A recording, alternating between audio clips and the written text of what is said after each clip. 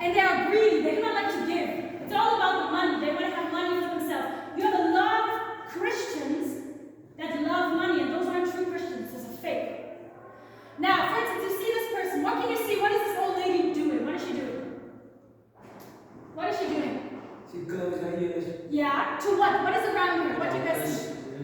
All the people who are Homeless. Yeah, homeless. Who need help. Who have problems. Is this woman showing the love of Jesus?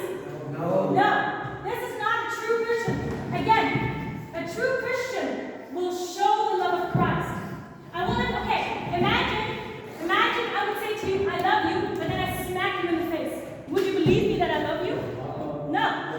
If you say I love you, you have to back it up with actions, yeah? The same thing with Jesus.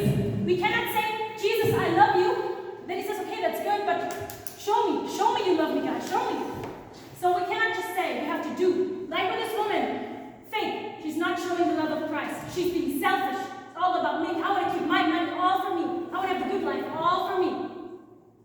Same perfect example, another one. This woman is laughing, this guy's car broke down.